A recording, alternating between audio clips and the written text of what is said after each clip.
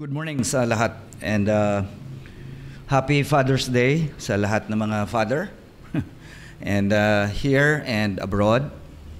As I've said sa mga kaibigan at sa chat group namin, including those sa Philippines, na Father's Day in Thailand and Mother's Day depend sa birthday ng kanilang hari at sa kanilang reyna.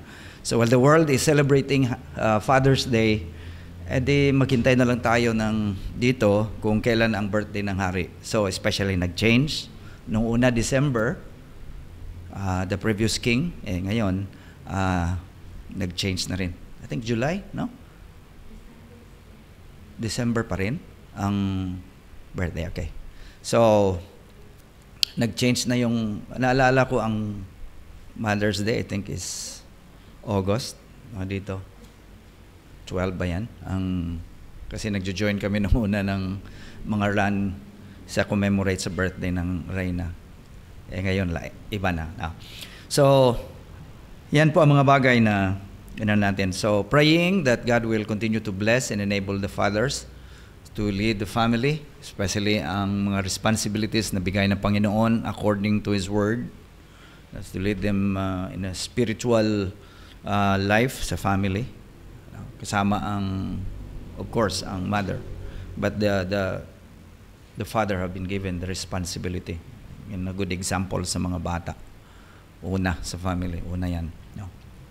Okay. Today's message is a thing that I stopped kasi ang daming nakalinya sa mga messages na title lang. Hindi pa na... But this one had, I think, isip nga ako kung nadala ko na to, but I'm sure na hindi pa. Today is a parable. We go back to the gospel, which is a parable that the Lord Jesus Christ told His disciples. The title is Faith Through Multiple Disappointments. It's found in Luke chapter 18, 1 up to 8.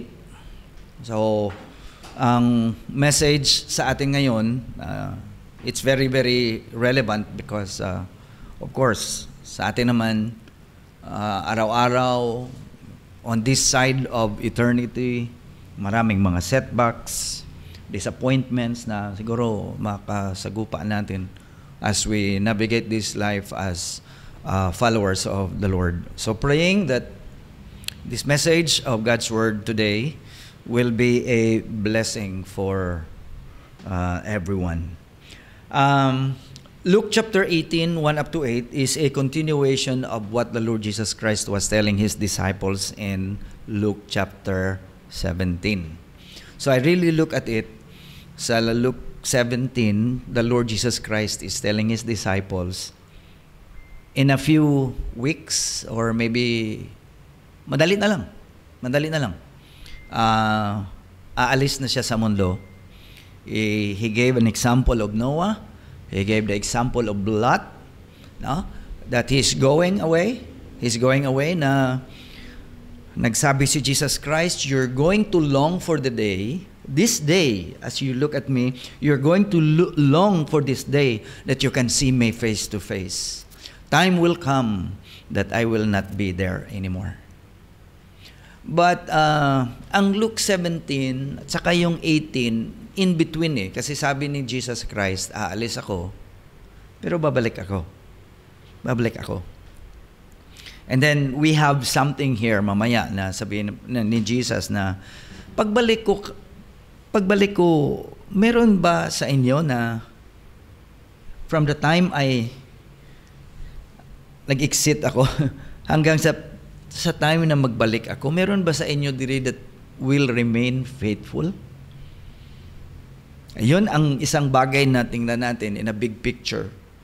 He said he's going to live, he's going to go back to his father, and then he will come back. But he left a question, which I think is also a question, relevant question for us. Pagbalik kaya ni Jesus, anytime naman, hindi naman natin alam, like a thief, sabi niya.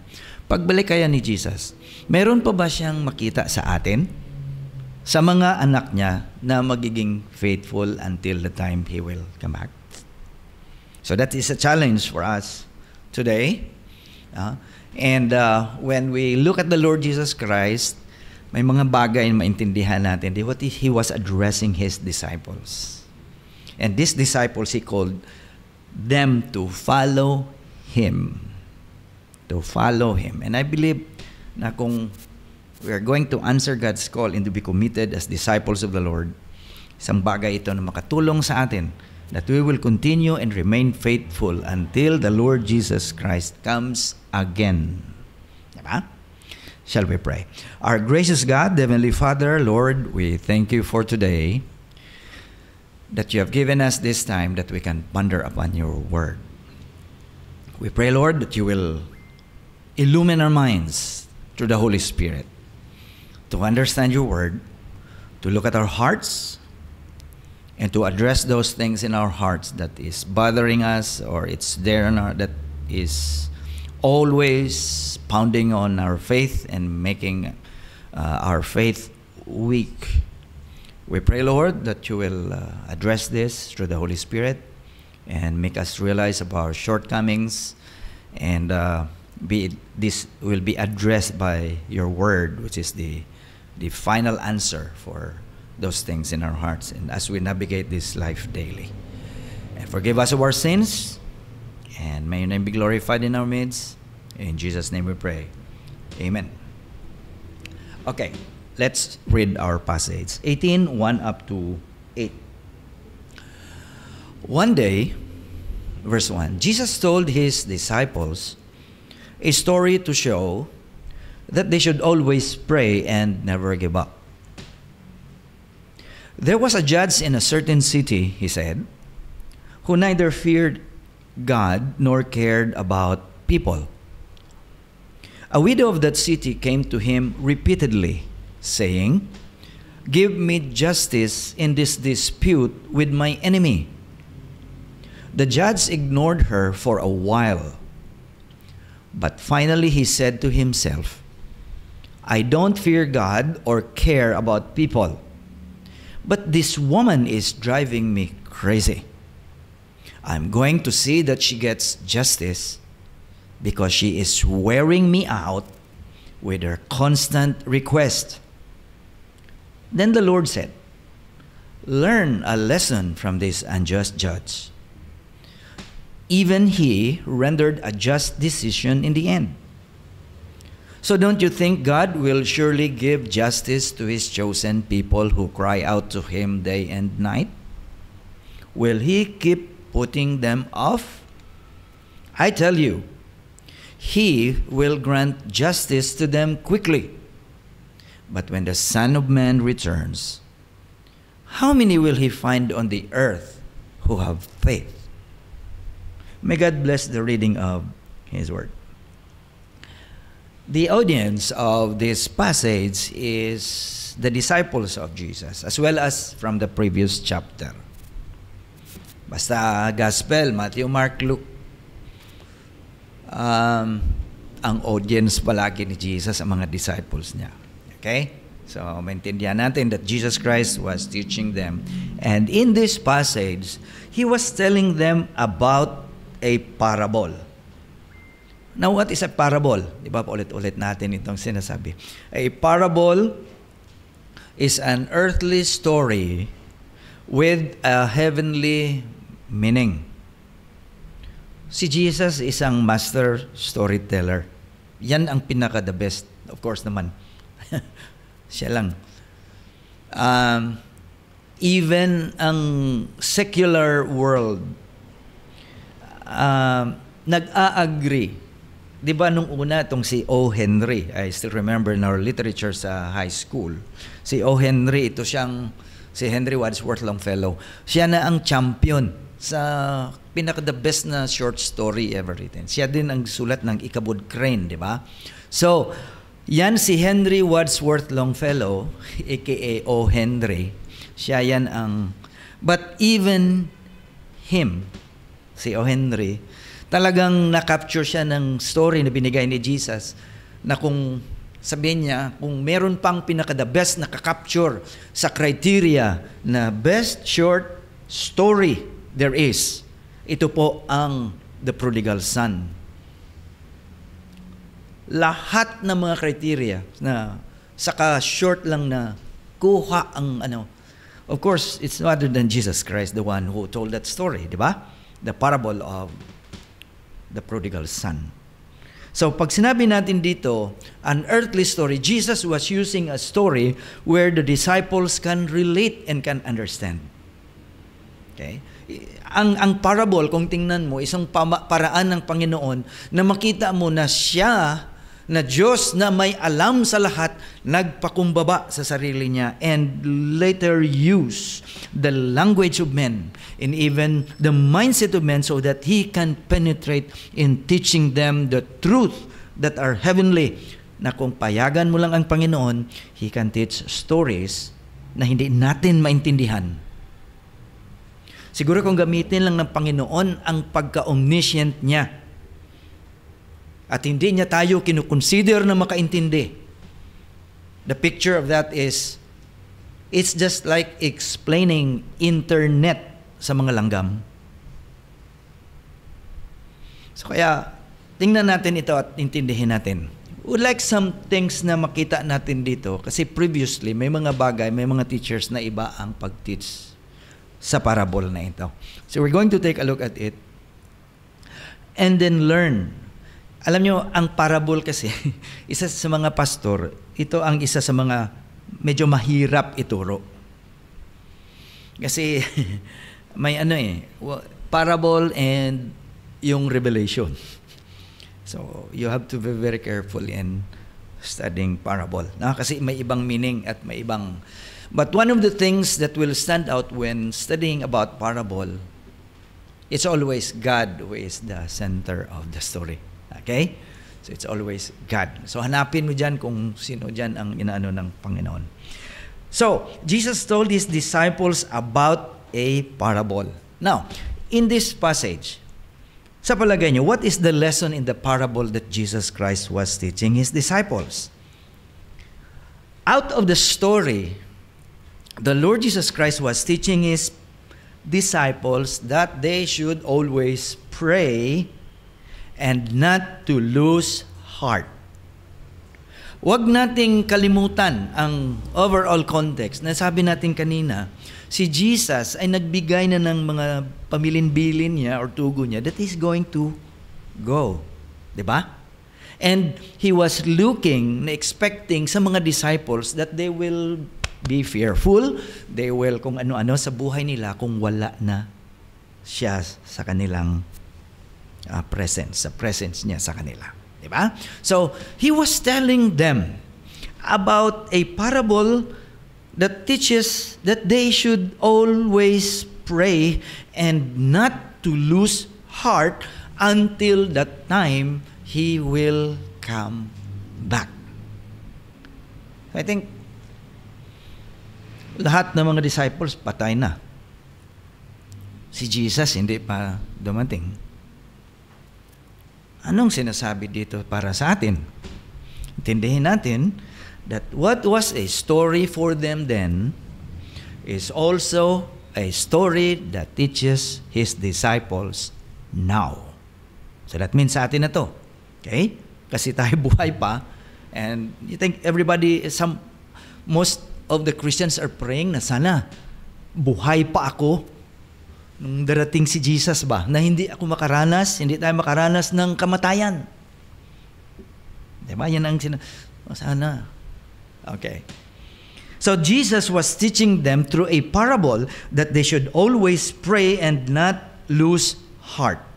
Now, what does always pray? Ang verse natin di kanina, ito, verse 1. One day, Jesus told His disciples a story to show that they should always pray and never give up. Yan ang premise ni Jesus sa kanyang story. Tingnan natin. What does always pray mean? Ano bang ibig sabihin ni Jesus? Ang ibig ba sabihin ni Jesus na pray ka lang ng pray na hindi ka nagagawa ng ibang mga bagay?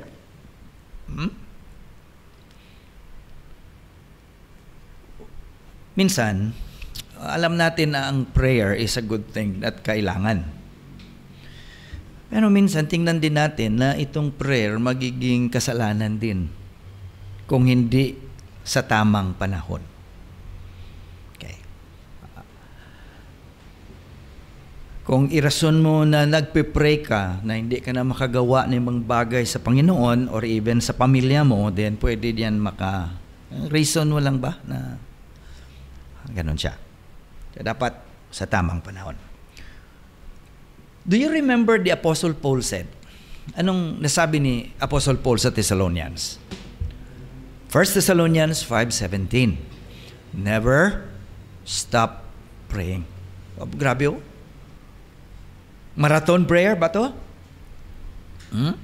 Never stop praying. This verse at saka yung sabi ni Jesus at sabi ni Apostle Paul, hindi po ito, may idea po ito sa na dapat natin maintindihan. This verse and also what Jesus said that they should always pray is the same. No?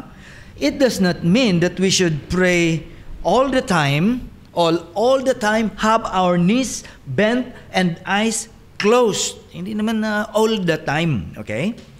It means, eto na, that we must always be in what we call the spirit of prayer. Okay? The spirit of prayer.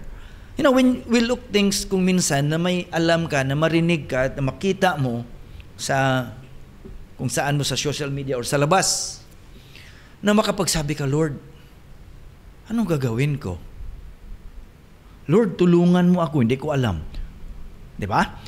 You're just talking to God in your mind, asking for guidance, Lord, ano ba to? May narinig ako. Huh? Lord, tulungan mo ako. Lord, anong gagawin ko na desisyon? Lord, kailan ba ako? Lord, tulungan. That's the thing. That idea about the spirit of prayer, that you constantly and always involve God, talk to Him in whatever circumstances that we are in. Lord, pupunta kami sa anong gagawin ko? Lord, today, tulungan mo ako, ganun. Anong nagbibigay sa atin na idea that God is our constant companion, that He is there that we talk to.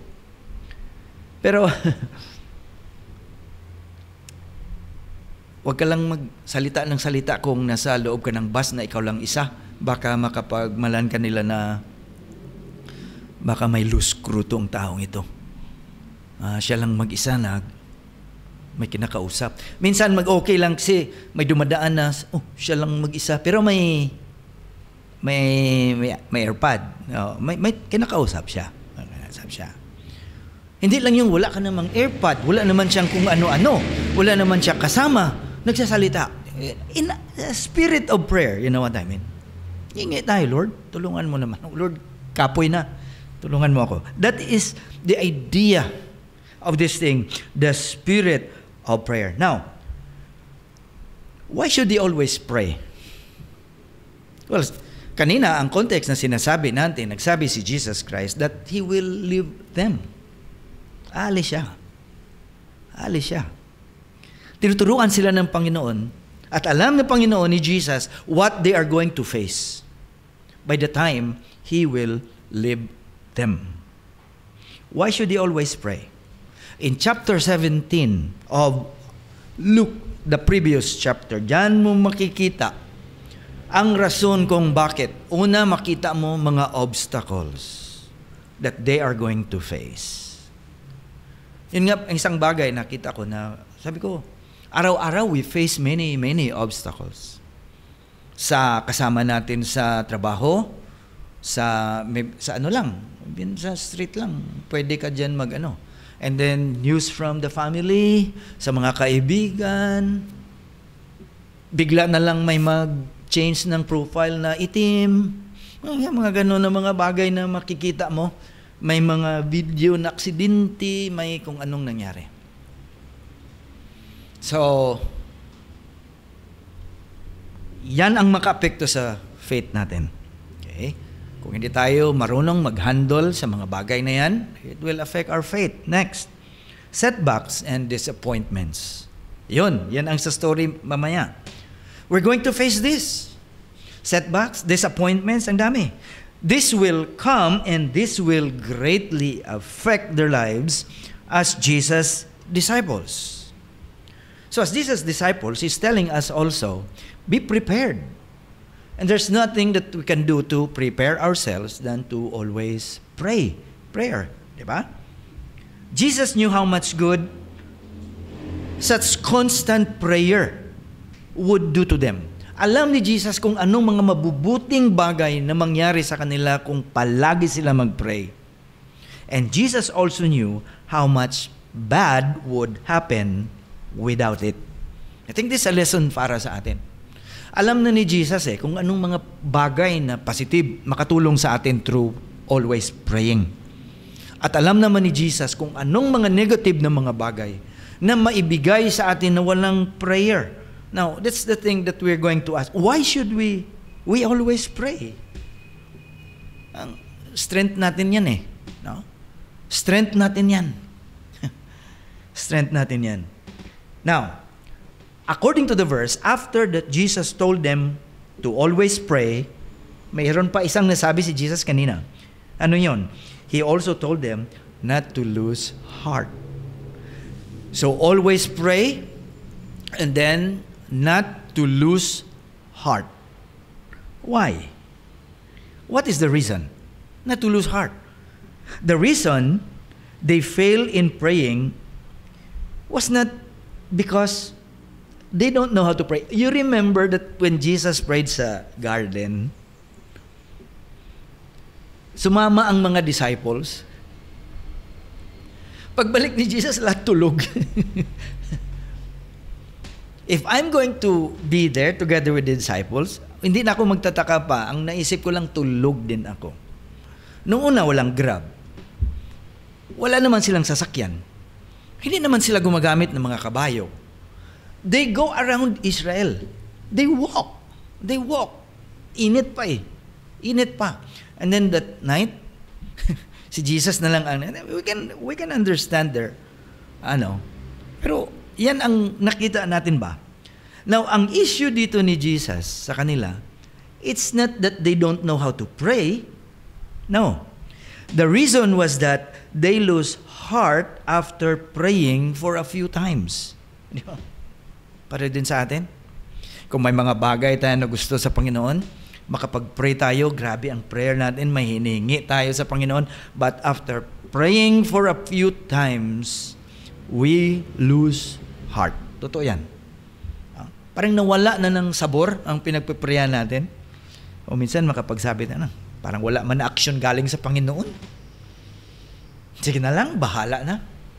Now, this is the issue that what the Lord Jesus Christ was telling them. After praying for a few times, they lose heart. Ang sabi ni Jesus, don't lose heart. Continue. Continue.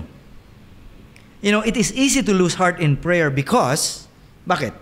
We are not always convicted of the reality of the power of prayer. Ano bang isa palaking issue sa buhay mo na nakita mo na talagang sinagot ng Panginoon ang prayer mo? You remember? May naalaala ka? Isang bagay talaga na hiningi mo sa Panginoon na talagang nag-pray ka todo-todo? And then pinakita at sinagot ng Panginoon at binigay yung hinihingi mo sa Kanya? Ano yun? Ano yun? Yung maalaala ka? Is it the time when you ask the Lord to lead you at saka, Lord, sana mabulag lang mga immigration officer na makapunta ako sa Thailand. Nandito ka ngayon. Sinagot. Ikalawa, Lord, sana bigyan mo ako ng trabaho at makapag-work permit. Tama? Lord, pastay mo naman ako sa Thailand ng 5 years. 10 years ka na ngayon. O, di ba? Now, when I think about it, sa sinasabi ni Jesus, it led me to ask a question. Ano bang isang bagay na hiningi mo talaga sa Panginoon na talagang nakita mo na sinagot niya? Yan sana ang isang bagay na maging example palagi sa atin. That when we pray, never to give up easily. Never to give up easily.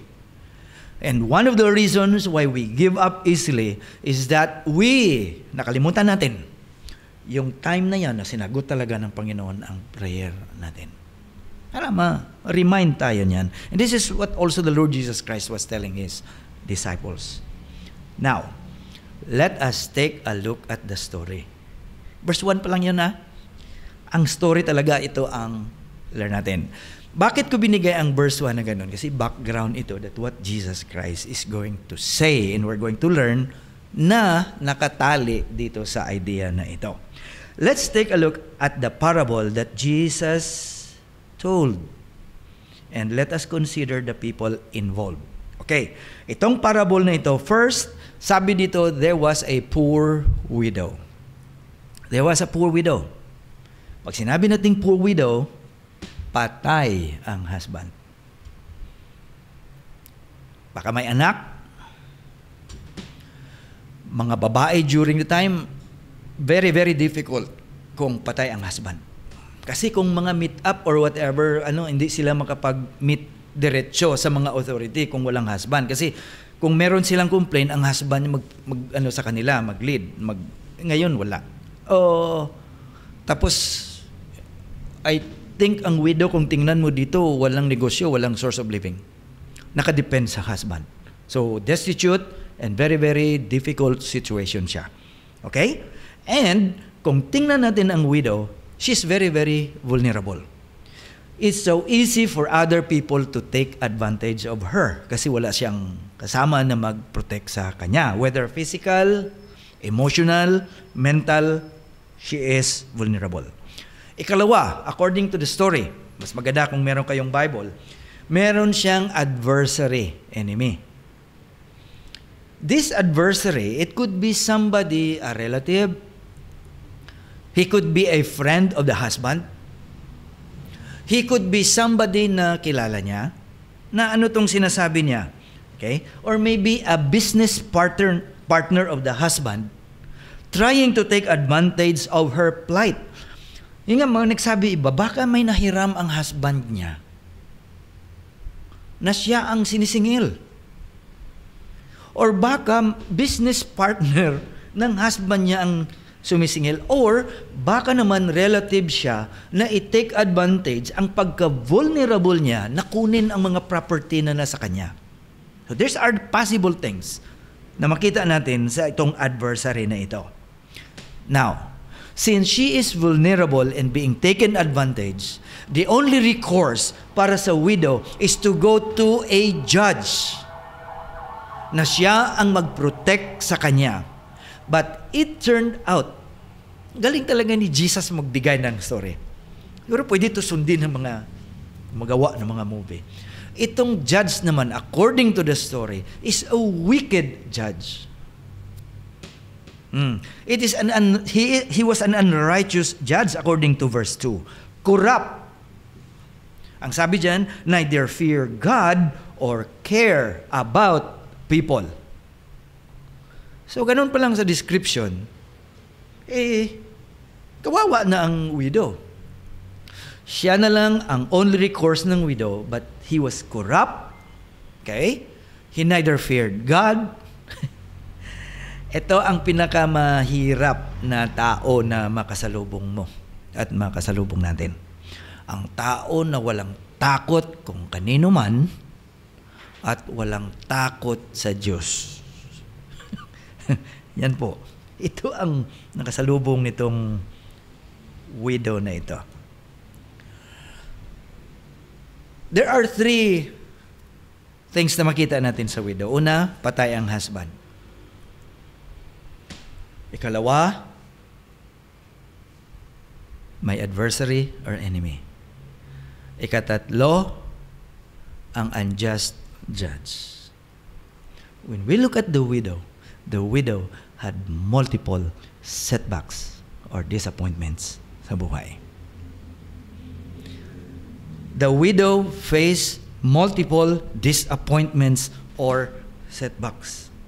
She was facing an unfavorable circumstance. She faced a devious adversary that will do everything para makuha lang kung anong gusto niya sa widong ito. And then, her only recourse was an unjust judge. And you know what?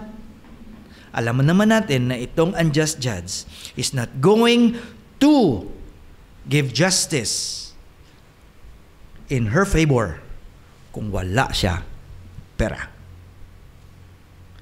She had no money to bribe the judge to give her the legal protection that she was asking. So nakita natin ang situation, maintindihan natin ang situation nitong poor widow. Well, kumbaga, minsan, nagpapakita lang ng picture itong widow din sa atin. Na kung minsan, ang darating sa buhay natin, hindi lang isa, dalawa, kung minsan sabay-sabay na mga setbacks and disappointments natin. And I know now what the Lord Jesus Christ is saying. I'm going to live. And you're going to face multiple setbacks and disappointments. Kaya, Jesus Christ was using the parable to teach them something. What is happening as a picture to the widow will also happen to you. Will happen to you. And it will also happen to us. Now, the question next, what did the widow do? What did the widow do according to the scripture? According to the passage what he had, he kept pestering the judge. Grabe, no? Hindi niya talaga tinigilan ang judge. Mahirap to sa kanya kasi hindi siya makapag-approach sa judge. Kasi babae siya. At saka yung mga legal rights ng mga babae before, during the time dito sa biblical times, ay hindi sila bata at saka babae. Ganun, wala. Ang rights nila ay hindi kinikilala. So, mahirap sa kanya.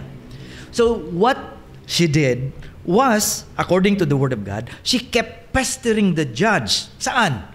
Well, in the marketplace. Kung kita-kita din sila sa market, "Oy, judge! Nandito ka!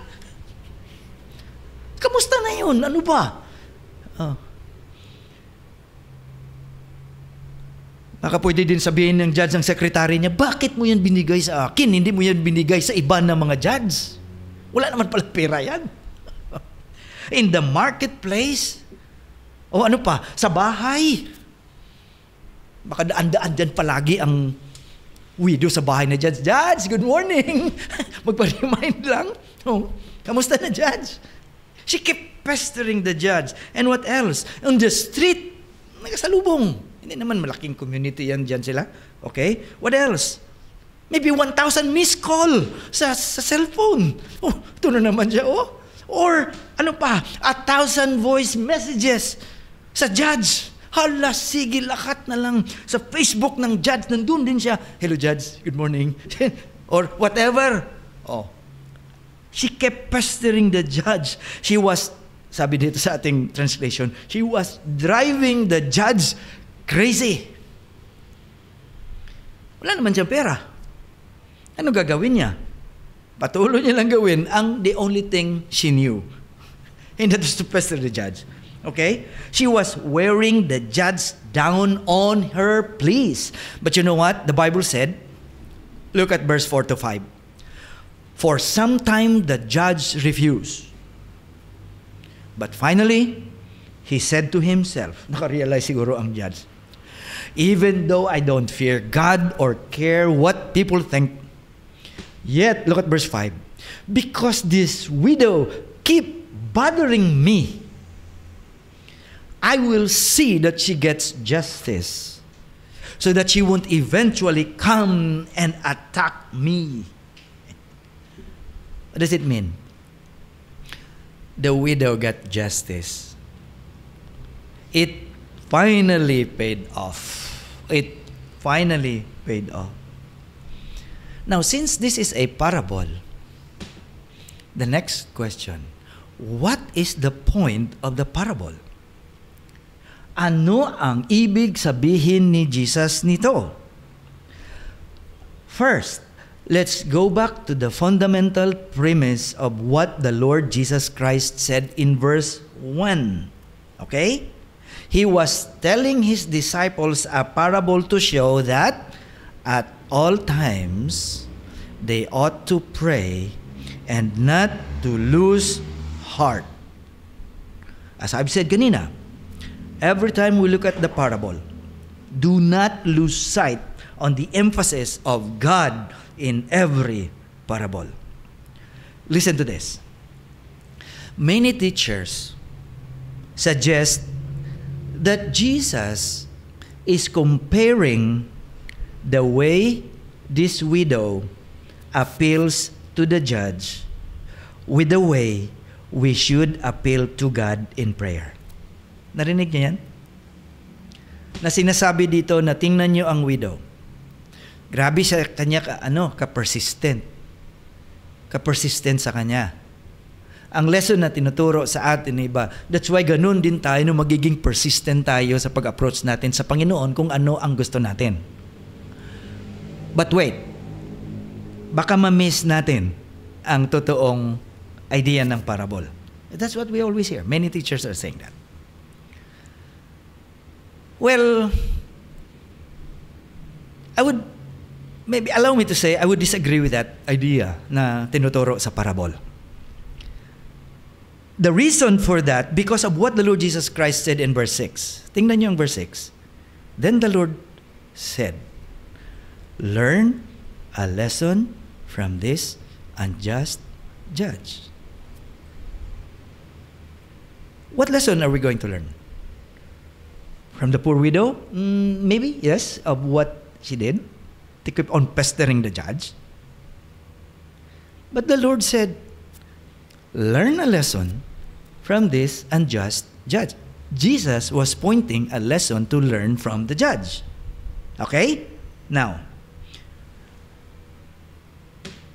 since the judge is the one that the Lord Jesus Christ was pointing to learn from, ano ba ito? Kung ang Panginoon, wag natin kunin sa eksena na siya ang may ibig sabihin si Jesus na pinupunta riya sa Panginoon at ito ang judge we're going to learn from and not mostly the woman, ano ba ito? Is Jesus comparing the judge to God?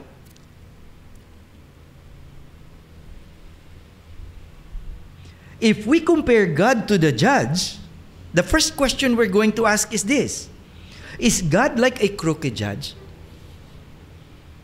No. Si Jesus hindi nagpapabayad. Di ba? Next, does God have to be pestered or coerced before He will answer your prayer and my prayer? Just like what the woman did? Ganun ba ang Diyos? Of course not. Well, there are two things that we're going to take a look at so that we can really digest kung ano ang ibig sabihin nitong parable. Two things. Una, this is a parable of contrast, not a parable of comparison. Meaning, the parable is contrasting the judge with God. Okay? Kinokontrast ang judge sa Diyos. Ang tanong kanina, is God like a crooked judge? No. Is God have to be coerced or pestered before He will answer our prayers? No. Hindi. So this is not a parable comparing God to the judge, but contrasting God with the judge. Okay? Let's continue. There are 7 things na makita natin according to the parable na makita natin na kinukontrast ang judge na ito sa Panginoon. Okay? Kinukontrast. Now, tingnan natin ito. I think when the Lord Jesus Christ was telling His disciples, I'll just imagining, this is blah blah blah, and then ang tanong ng Panginoon na intindihan ng mga disciples. And we want that mindset at that time na makita at maintindihan din natin how the Lord Jesus Christ explained to His disciples. Now, there are 7 contrast na pinakita according sa story. Sabi ko, Lord, grabe ka talaga, no? Tinago mo lang sa story ba na kung hindi mo tingnan, hindi mo ma-discover. Okay? 7 contrasting things or striking contrast between God and the unjust judge. Number one, the widow was appealing as a stranger to the judge, while God's people appeal to him as his beloved and chosen people. 1 Peter 2, 9 up to 10. Nakita niyo ang contrast? While this widow appealed to the judge as a stranger, God's children appear to God as his beloved and chosen people. Number two, the widow could only appeal to the judge from a distance. But God's children can boldly come before him. Hebrews chapter 4. Number three, the widow met an unjust judge while God's children have a righteous Father who is for them. Number four, the widow pleaded her own case to the judge, but God's children have an advocate, which is Jesus Christ. Romans 8:34. And then, what else? Number five, the widow had no answer or promise of an answer, but God's children have an abundant promise given to us. Jeremiah chapter 3, verse 33, verse 3. Call unto me, and I will answer thee. Number six, the widow had limited access to the judge, but God's children can pray to God anytime with unlimited access. Number seven, the widow's asking provoked the judge, but our asking delights our God. You see the seven contrast? That is why the Lord Jesus Christ said, you learn from this unjust judge. Meaning, as you look at the judge, he's the very opposite of your heavenly Father. He is the opposite of your heavenly Father. Now, when you look at verse 5, there's a word na sinasabi ng judge, the word bothering. Bothering. Actually, the meaning of the word bothering sa ibang translation, ang sinabi ng judge, kasi this woman kept on bothering me. The word bothering actually is poke in the eye. Yung tuslok ang mata. No? Yung ibang translation ay black eye. But I go for poke in the eye. That is the widow according to the judge. She keep on pestering and bothering or poking me in the eye. The judge admitted that the widow bothered him terribly. When we pray to God and not to lose heart, ganito din ba ang reaction ng ating Ama, ng ating Father? No. He is not bothered. He delights when we pray to Him. That's why itong pito na makita natin dito, ang idea behind, nagpapakita that there is a striking contrast between this judge, unjust judge, and God. So, kung tingnan natin, this is not a parable of comparison. This is a parable of contrast. And then what else? Makita natin, sabi natin dalawa. The emphasis is not only on the methodology of prayer, but on the theology of prayer. So makita natin, sabihin natin, we keep on praying and praying and praying. Walang problema, hindi masama yan. We need that, di ba? We keep on praying and praying and praying. But in this passage, the thing that has been given emphasis in that is that how we should pray. But who are we praying for? Diba? Not on the methodology of prayer, but on the theology of prayer. Now, the theology of prayer is rooted in the fact that we have a God who cares. Yan ang idea na binibigay ni Jesus. Itong unjust judge, he doesn't care. Diba? Sabi, here is a judge who neither fear God and care for the people. He's really the opposite. Our God cares. Our God cares. Yan ang idea. Why should we keep on praying and not to lose heart? Because we have a God who cares for us and delights to answer our prayers. Yan po ang isang bagay na hindi natin kalimutan. Yan ang isang bagay na mag-encourage sa atin not to lose heart in praying. We keep on praying and praying and keep on trusting. You know, someone has said, ito, it's not the size of your faith. It is the size of your God. Minsan, tinitingnan natin ang ating capacity to have faith at sabihin natin, oh, lobat. But try to focus on your God. Okay? Anong ibig sabihin ito? Kaya nga, sino bang sinasabihan ni Jesus? Di ba mga disciples? Mga disciples niya, mga followers niya. Kaya tama ang sinasabi ni Jesus.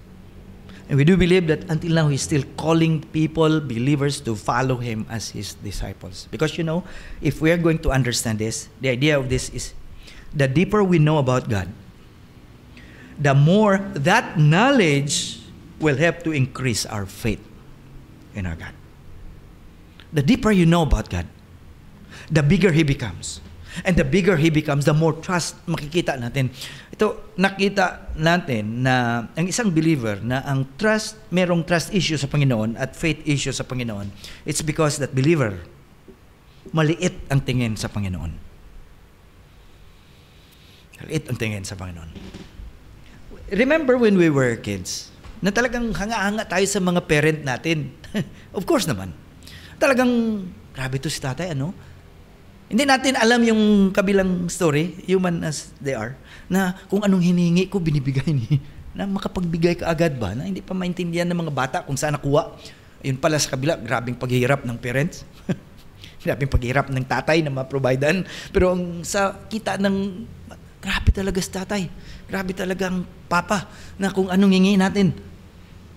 Because, yes, we know that our Father has the capacity to give and the resources. Ganoon din sa atin. Pag nakita at the deeper we know or knowledge natin about who God is, the bigger He becomes. Huwag natin kalimutan yan. Huwag natin kalimutan yan. The more that knowledge will help us to increase our faith. No wonder Jesus called us to follow Him. In a more intimate relationship as disciples, because we know Him more and more, the more our faith increase. Ito palang rason kung bakit sinabihan sila ni Jesus, pray, always pray, and not to lose heart. I will live. You're going to face it your own. Anong strength nyo? Ngayon, nandito pa ako, you rely solely on me. Diba? Nung inuli si Jesus, takbo sila lahat. Picture pa lang yan. Sabi ni Jesus, how much more na talagang hindi pa ako babalik at agang years or maybe century na hindi ako balik. Alam ni Jesus yan. You know, ang isang bagay ba na nakita natin when Lord Jesus Christ called us to be His followers or disciples, meron naman sa atin mga believers who refuse to answer the call of God to commit their lives as followers. Di ba? Meron. Ang dami. Now, if people refuse to answer God's call to follow Him, anong makita natin? Have you tried to think? It means, ito ang nakita ko, that it is obvious that they don't want to increase their faith. Kasi alam naman natin kung anong mangyari if we commit ourselves and become disciples of the Lord. One obvious thing that will happen there, of course, trabaho ng Holy Spirit, but on our human side, there is this big tendency that if we commit ourselves to follow the Lord Jesus Christ as disciples, then it will contribute to increasing our faith in our Lord. Failure to commit is one thing na nagpapakita sa atin that those people, those believers don't want to increase their faith. Look at chapter 17. Si Jesus nagsabi sa mga disciples na ganito ang gawin nyo. If somebody will be na makagawa sa iyo ng kasalanan, na you forgive him 7 times a day. Kung kapito siya makagawa ng kasalanan, kapito mo rin siya i-forgive. Look at verse 17. Anong sagot ng mga disciples? Lord, increase our faith. Nandiyan sa 17. Increase our faith.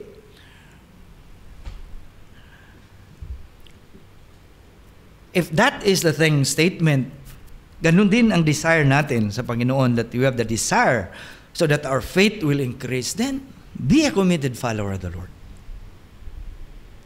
Be a committed follower of the Lord.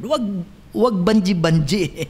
Wag lahog-lahog. Be a committed follower of the Lord. Now, my question. Since we don't know what's up ahead, di natin alam, do you think your meager faith will be able to stand the uncertainties and qualities? Sige, try natin. Since hindi natin alam, baka merong sakit na prepare sa ano natin. Okay. O merong mga problema sa trabaho. Merong problema sa kung saan-saan. Pamilya sa Pinas. Okay. Let's consider the faith that we have now. Tanungin natin, okay na ba yan ang faith natin ngayon? That pwede natin ano lang ang Panginoon muna? I-set aside lang muna. Okay. Preparado ka na ba sa sakit na darating? Preparado ka na ba sa mga... Kasi, well, we can... Why do we say that? Because we are here on this side of eternity na tainted pa yung buhay natin. May kasalanan may sin na nandyan Hindi pa to perfect na lugar. Yung body natin, apektado pa ng kasalanan to. So about now, your meager faith, do you think it will be okay with your faith as you face what's up ahead?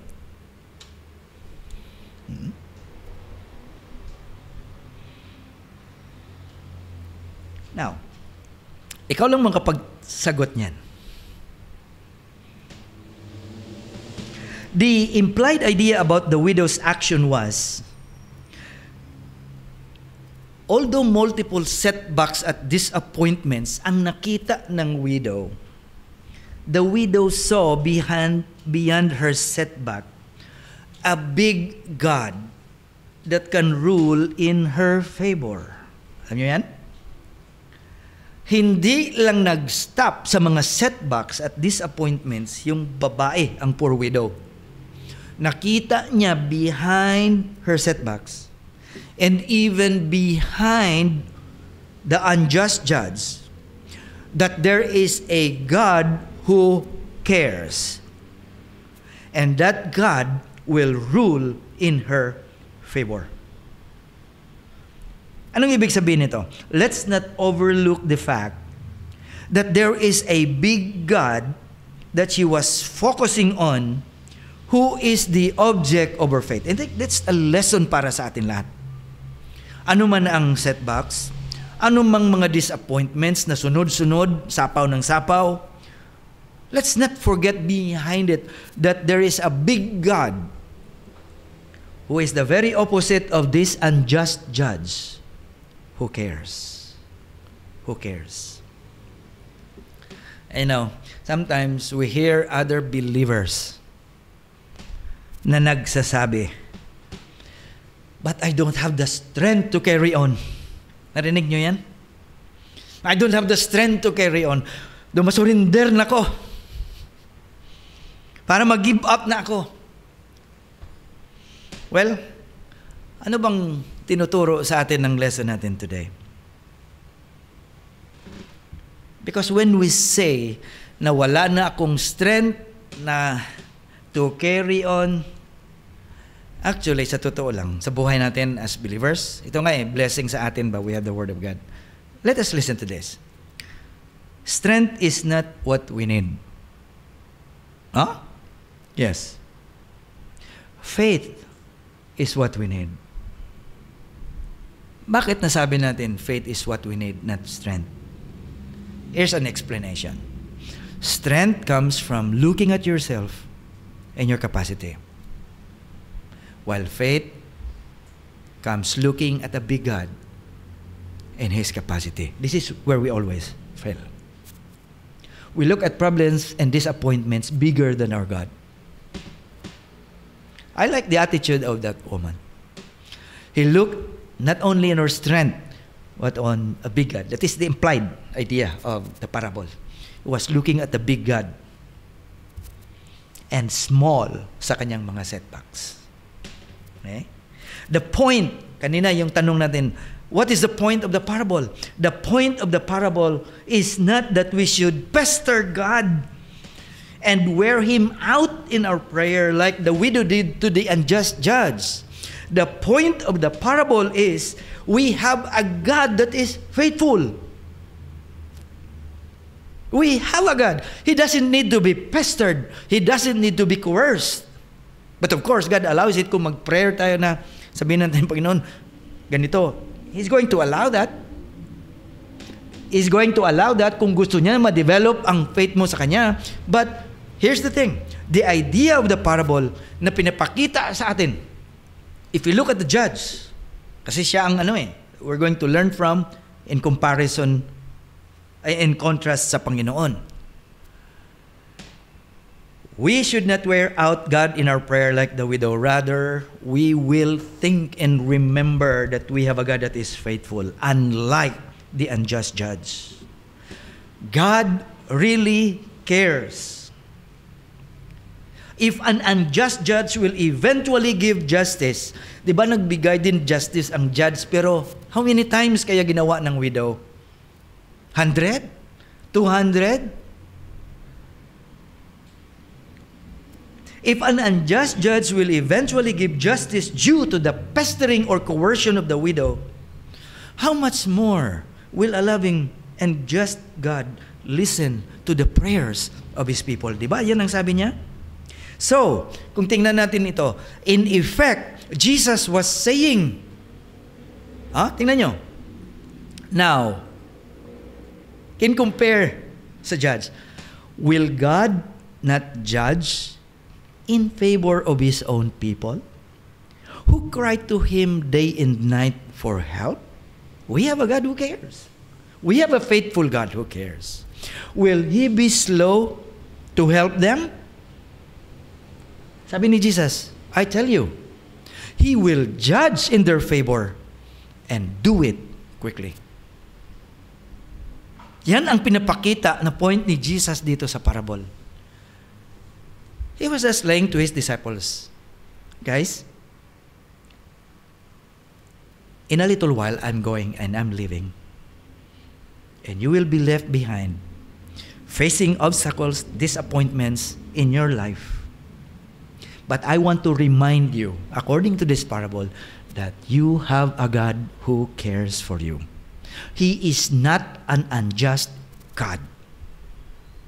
He doesn't need to be coerced. He doesn't need to be pestered na as if He's not listening to you. He will listen to you and He will judge in your favor and He will do it quickly. Salamat sa Panginoon. Because He's telling His disciples this thing, He's also telling it to us now.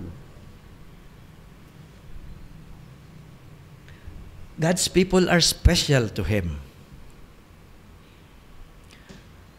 God's decisions are always favorable to His children. But listen to this. Although sometimes we think of the negatives that God is not favoring us, may mga times, di ba, na pagsabi tayo, grabe ka naman, Lord. Parang hindi mo pinapaboran ako.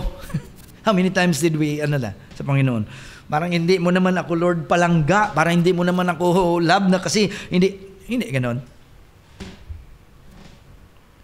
Ang isang bagay pa, kung minsan, may mga questions tayo sa Panginoon kasi we think that God is procrastinating when it comes to answering our prayers.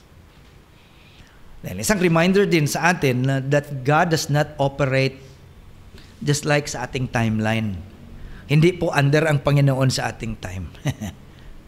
Meron siya Kanya. He operates in His own timeline. Yan ang isang bagay na consider natin. Okay? God does not procrastinate in His decisions. He will act on His appointed time. Now go back to the idea. Ang tanong ko ba, are you having a hard time praying?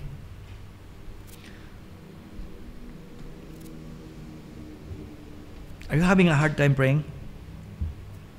Are you having a hard time trusting?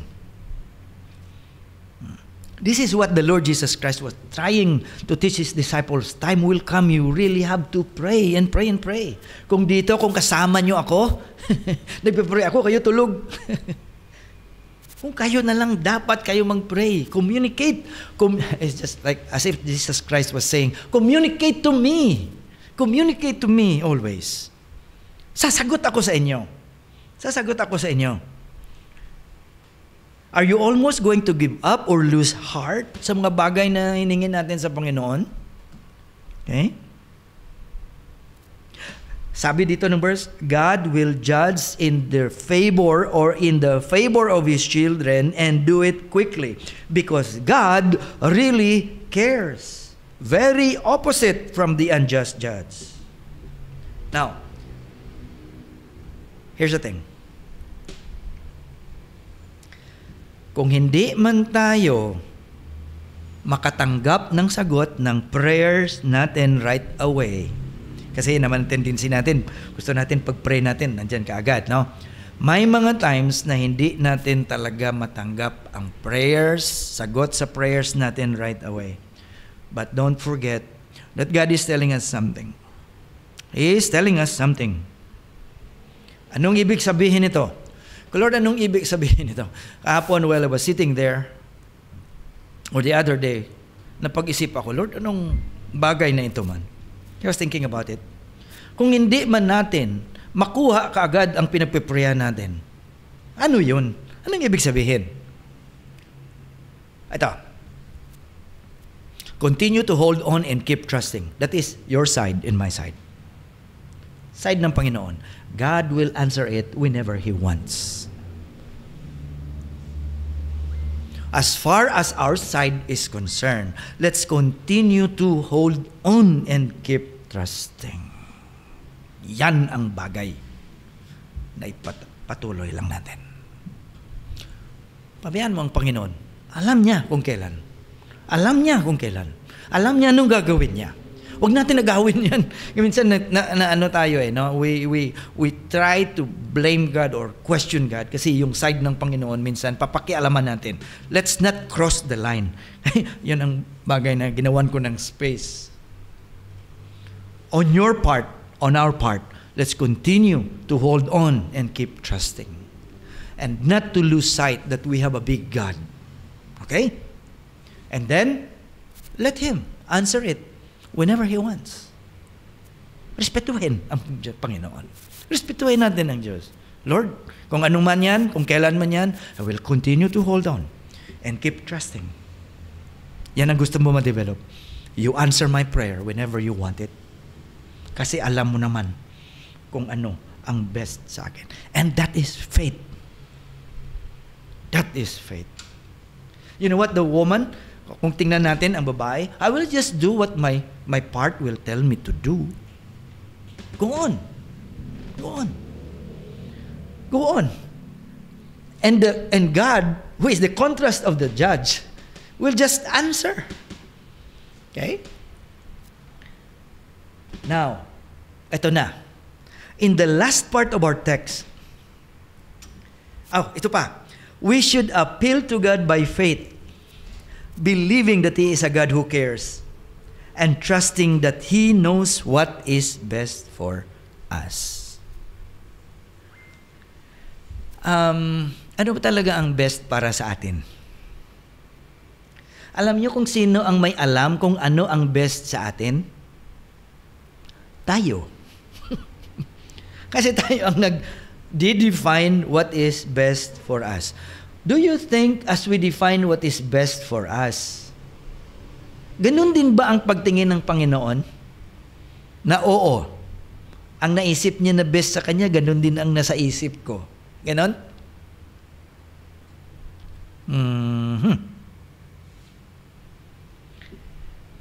Ito. nagpapakita sa atin dito that God is going to answer what is best or our best interest at heart. Anong ibig sabihin nitong best interest at heart? Itong isang bagay na nakita ko, na-learn ko. God will answer with our best interest at heart. But huwag mo kalimutan to. Ang best interest at heart is not answering our felt needs, but our real needs. Sometimes may mga times na na-feel natin na akala natin ito talaga ang best, but felt lang. Hindi naman talaga real needs natin. Diba? Sabi ng iba, hindi naman talaga need yan eh. Wants lang naman talaga yan eh. Diba? There's a difference between want and need. God will answer with our best interest at heart. Motives is very, very important. Not answering our felt needs, but our real needs. So in the last part sa ating text, Jesus made this point already. Okay? But Jesus is going to ask a compelling question sa kanyang mga disciples, and I think and I do believe that the question of the Lord Jesus Christ is also a question to us. Itong question niya, ang last verse. But when the Son of Man returns, he's talking about himself, how many will he find on the earth who have faith? Diba sabi niya, always pray and not to lose heart. In other words, continue to be faithful. Kung tingnan natin ang statement, i-rephrase natin ang statement. If the Lord Jesus Christ will return, how many will He find on earth that is faithful? Diba? He said to have faith, to have faith, to have faith. I will live, have faith. But when I return, how many? Ilan kaya ang makita ko na naging faithful sa akin? Can you answer that you are going to be one of those that Jesus will find faithful until He comes again? Makapagsagot ka ba? Masagot mo ba ito? On your own? Lord, isa ako dyan. Baka sabihin, Lord, depende yan. Makapagsabi ka ba ngayon? I'm inviting everyone to take a look at this verse. Are you one of these people? Are you one of those people na makapagsabi na I'm going to be or remain faithful through the enablement of the Holy Spirit? Faithful sa Panginoon until the time He will return. If you know who God is, alam nyo, being not like the unjust judge, and if you always pray without losing heart, then Jesus will find you faithful when He returns. Totoo yan.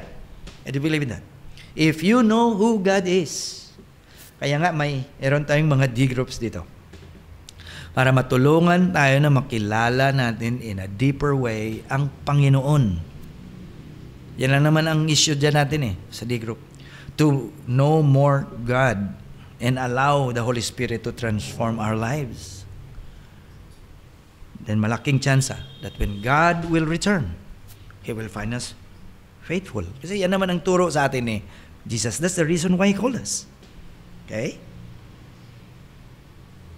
We must look at the scriptures of what Jesus meant when He said faithful. Tindihin natin ito ulit. Kung ano bang itong tinatawag na faithful. Okay. Nag-try ako before to say this, pero meron pa rin na-misunderstood ang sinasabi ko. Iklaro natin ulit. What we're going to say, hindi masama. Okay ito. Pero it's not the only thing. Okay? If you have, then continue. Hindi natin to sabihin na i-stop mo yan Hindi. Okay yan. Pero hindi yan ang the deeper sense of what faithful means. Okay. Ano bang ibig sabihin ng scriptures of what the Lord Jesus Christ said faithful? First, not only church attendance. Oh, pwede pa mong kapa-absent. Di may online naman. Okay. No. Hebrews pa rin.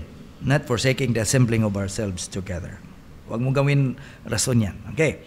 Not only church attendance, not only number of activities sa loob ng church, nandun ka na makapagsabi na faithful. What else? Not only about the number of verses memorized. What else? Not only attending camp or attending conferences or attending seminars. Hindi po yan. Well, yes, makakontribute. Yun nga sabi ko. Hindi ito sabihin natin na nidi-discourage. Tama ito. Gawin nyo. Ito pagpapaintindi lang sa atin ang deeper na sinasabi ng faithfulness. Not only joining worship team.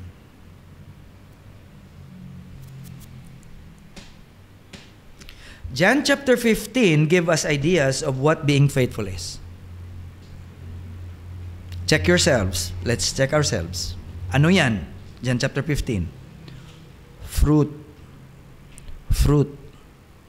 Two things. Itong fruit. The spiritual fruit, the fruit of the Holy Spirit that is manifested or characterized in a transformed life na makita sa buhay mo at sa buhay ko. And then, a reproduction of your own kind, making disciples, leading others to spiritual maturity or sharing the gospel. Transformed life and reproduction of yourself, witnessing and discipling others, leading them to spiritual maturity. Para hindi natin ma-misinterpret at kulang ang pag-interpret natin of what faithful is. Because many times and many years we think of faithfulness, church attendance lang. The number of times I joined the choir, the number of times seminar, hindi natin sinasabi masama yan. That's good. But the deeper idea of what faithful is, when God looks, when God defines it, we must understand what God is trying to say para hindi natin ma-miss. Transform like the fruit of the Spirit is being lived out. And sharing the gospel and discipling others to spiritual maturity. When Jesus Christ returns, will He find you faithful? Maraming nagsasabi sa atin, sana babalik ng Panginoon. Sana bukas na. Kasi marami tayong mga setbacks. Marami tayong mga disappointments. Lord, balik na. I don't want to face what is ahead anymore. My question is, are you ready to face Him? Are you ready to face Him with this thing na tinatanong niya? How many He will find on the earth who have faith? Are you one of those? Are you one of those? Sabi ko nga, alam ko naman ang Panginoon darating anytime that He wants. Nakaano na sa Kanya yan eh. Sabi ko, dagdagan pa natin. Share tayo ng gospel. Mag-witness tayo at mag-disciple tayo. Pagpagamit tayo sa Panginoon. That is the thing. Para pagharap na wala tayong guilt at masagot natin ang Panginoon sa mga tanong niya sa atin when we face Him. I don't want to face the Lord. Excited lang ka ng langit. Are you excited when you face God and He's going to require you of what He left you, of the responsibilities that you and I must do? Kasi wala nang chance na magbalik eh. Ay, Lord, ganun pala ang gusto mo. Akala ko kung simba-simba lang. Hindi. So here's our application. How can we continue in faith that when Jesus returns, He will find us faithful? How can we continue in faith? Na makita ng Panginoon na anytime magbalik siya, He will find us faithful. Now, when facing multiple disappointments or setbacks, just focus on the size of our God and trust Him because He will deliver. Ang Panginoon natin, He will not disappoint because He cares. And knowing that God cares in whatever situation we're in, we can continue to hold on and have faith in Him so that when He returns, He will find us faithful. Okay? But I would like to suggest that there are some practical ways to stay faithful. Sa aming counseling class which opened last week, there are 3 basic things na binigay sa amin ang aming teacher as pastors or even people in the church who will counsel later on. 3 basic things na makita mo sa Christian life. Number 1, have an intentional reading of the Word of God. Number 2, have an intimate relationship with the Holy Spirit. And number 3, ano nga yun, Neil? Kalimutan ko. Prayer. Yes, prayer. Neil is a good student. Prayer. Yan ang mga bagay. Now, how can we stay faithful sa panahon ngayon in facing the setbacks and disappointments ahead? Ito po ang 7. Perfect. 7 suggestion, maliit lang to. Huwag natin kalimutan. Reaffirm your commitment daily by consciously recommitting your life and day to the Lordship of Jesus. Remember, Lordship ni Jesus. Ganyan din sa atin sa lesson natin, ang Lordship. Okay? Reaffirm your commitment daily. Matulungan tayo nito. Recommitting our life sa Panginoon. Diba? Number 2, guard against sin by being vigilant and avoiding complacency. Ang ganda ng sinabi ng aming professor, ang sin ang nag-apekto sa atin na ang lahat natin ng mga decisions sa buhay apektado. Grabe, no? Ang lahat natin mga decisions, ang lahat natin pagtingin, apektado tayo niyan. Number 3, ito, saturate yourself with the Word of God through consistent Bible study. And that's what we do sa D-group, di ba? Nandyan. Number 4, pray continually to maintain a strong connection with God. Di ba last week we have connection denied? Pray continually. Okay? Have a spirit of prayer. Yan kanina. Number 5, worship wholeheartedly to express your faith. Nagtuturo sa atin to sa attitude natin when it comes to worship. Whether you're online or face-to-face.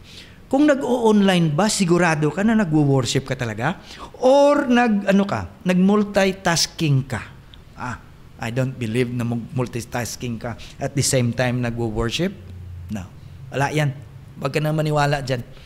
Ang totoong worship, ang mind mo at sarili mo nakatutok, focus sa Panginoon. Huwag ka na magsinigang dyan o huwag ka na magprito. While worshiping, worship, focus on the Lord. Wholeheartedly.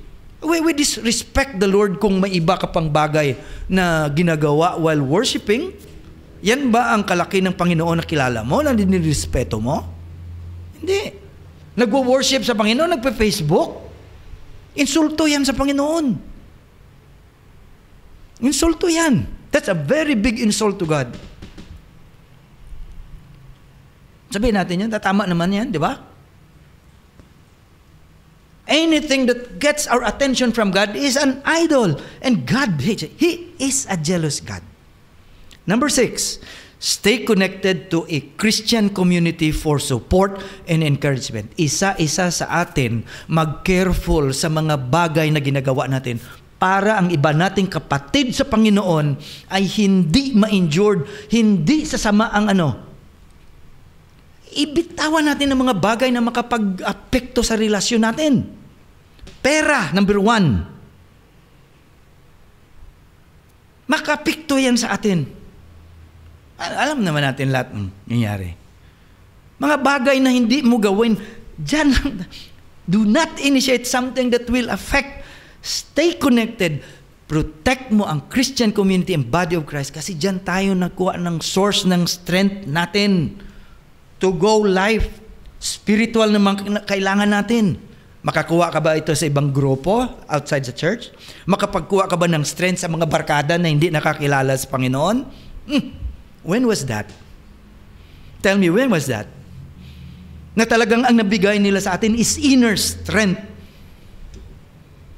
at faith sa Panginoon. Wala. The only thing that we'll do is to encourage us to side with the world and discourage us from the Lord. Yan lang. Stay connected to a Christian community for support and encouragement. And then what? Ito, Huwag nating kalimutan, very important. Remember God's history of faithfulness in your life. Sana hindi tayo ma-spiritual amnesia. Kung ano ang ginawa ng Panginoon sa atin, na maya-maya makalimutan na natin kung anong ginawa niya sa atin. Set aside mo lang siya pag nakuha mo na ang gusto mo sa Panginoon. Hindi ko lang masabi. Baka sa unahan naghihintay siya sa iyo. O naghihintay sa atin. Kung sa Ilonggo pa, baka kuhito niya kabla sa unahan. Yan ang isang bagay. And this is the thing that will help us, encourage us to go on. Remember God's history of faithfulness in your life. So these are the things. Just like the Lord Jesus was saying again to His disciples, I'm going to live. And you're going to face multiple setbacks in life. But will I see you remaining faithful when I come back? Yan po ang isang bagay na tayo lang po ang makasagot. So in closing, let us remember the powerful message and lesson of perseverance in faith found in our passage, Luke chapter 18, 1 up to 8. Let us be encouraged to keep praying and to keep seeking God and to never lose heart in our faith. Kagaya ng itong persistent widow who keep on pleading her case sa unjust judge, let us continue to bring our needs and desires before the Lord with unwavering faith. So let us grow deeper in our faith in God. We trust Him, His timing. We trust in His goodness, for He hears our cries and will answer according to His perfect will and timing. Let us hold fast to our faith. Ang daming interesado sa faith mo. Totoo yan. Una, ang devil interesado sa faith mo. Ikalawa, ang mga barkada mo na hindi nakalam si Jesus, interesado din sa faith mo. There are two things. Either interesado sila because you are a good example to them, or interesado sila na gusto kanilang hilain away from the Lord. Okay? Let us hold fast to our faith, knowing that our God is faithful and that our persistence in prayer will be answered. Let us remember this. Keep the faith. Okay? Keep praying. And never lose heart. Yan po ang mensahe ng salita ng Panginoon para sa atin today. Shall we pray? Our gracious God, our Heavenly Father, Lord, thank you for coming to us through your word today. And through the Holy Spirit, talk to us, not only to illumine our minds to understand what happened, but also to teach us and even to rebuke us of the things that must be addressed in our hearts. Itong mga bagay na ito, Lord, na naka-apekto sa amin araw-araw. In the way we work, sa aming mga responsibility, sa amin family, sa amin interpersonal relationship with our friends, our relatives, lahat, Lord, apektado. Because of the pressures, because of the things na hindi namin minsan makaya harapin. I know we will face a lot until the time we die, or until the time you come and take us to be with you. Nandyan lang lahat. But we're so thankful, Lord, that what you have given to your disciples is also a lesson that you gave for us and how to navigate this life. What are we going to do? Salamat, Lord, because you have given us the inner strength that comes only from you, not from the world. Lord, always remind us with this word, and may it will find its rightful place in our hearts, so that every day we will be encouraged. We will look at the big picture, and we will look at our big God, who will answer our prayers, and ever our God who cares. Salamat, Lord. I give you all the glory and honor. In Jesus' name we pray.